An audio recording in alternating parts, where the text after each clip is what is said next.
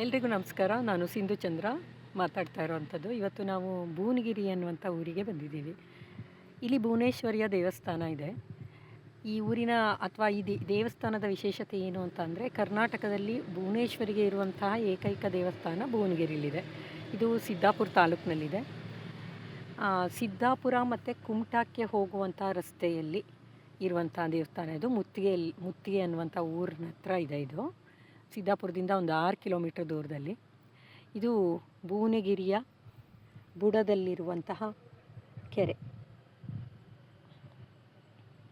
ಬಹಳ ಪ್ರಶಾಂತವಾದ ವಾತಾವರಣ.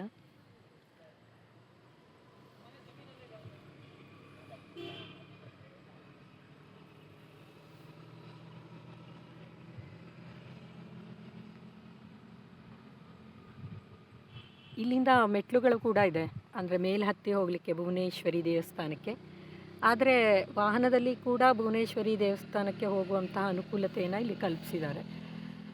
ಅದರಿಂದ ಒಂದು ವಿಶೇಷ ಊರು, ವಿಶೇಷ ದೇವಸ್ಥಾನ, ಬಹಳ ಚಂದದ ಸ್ಥಳ.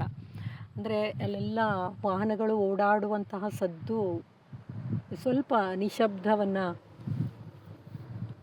ಶಬ್ದದೆಡೆಗೆ ಕೊಂಡೊಯ್ದರೂ ಕೂಡ ಏನೋ ಒಂದು ಹೆಚ್ಚಿನ ಪ್ರಶಾಂತತೆ ಈ ತಾಣದಲ್ಲಿದೆ ಅಂಥೇಳಿ ನನಗನ್ಸುತ್ತೆ.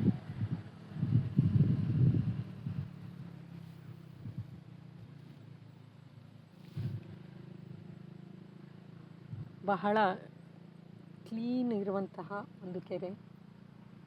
ಎಲ್ಲಿಯೂ ಕೂಡ ಒಂದು ಕಲ್ಮಶದ ಎಳೆ ಕೂಡ ಇಲ್ಲ ಅಂಥೇಳಿ ಅನಿಸುತ್ತೆ. ಇಂತಹ ಒಂದು ಜಾಗಕ್ಕೆ ಬಂದಿದ್ದೀವಿ ನಾವಿವತ್ತು. ಒಂದು ಸಂಗೀತ ಕಾರ್ಯಕ್ರಮಕ್ಕೆ ಬಂದಿದ್ವಿ. ಇಲ್ಲಿ ತೇರು ಕೂಡ ಆಗುತ್ತೆ. ಭುವನೇಶ್ವರಿ ದೇವಿಯ ಭುವನಗಿರಿ ತೇರು ಅಂತಲೇ ಹೇಳ್ತಾರೆ ಇಲ್ಲಿ.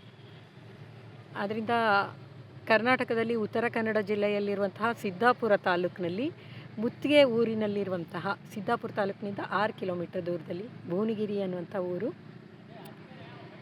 ಸಾಧ್ಯವಾದರೆ ನೀವು ಕೂಡ ಕರ್ನಾಟಕದಲ್ಲಿರುವಂತಹ ಭುವನೇಶ್ವರಿ ದೇವರಿಗೆ ಇರುವಂತಹ, ದೇವತೆಗೆ ಇರುವಂತಹ ಏಕೈಕ ದೇವಸ್ಥಾನಕ್ಕೆ ಭೇಟಿ ನೀಡಿ.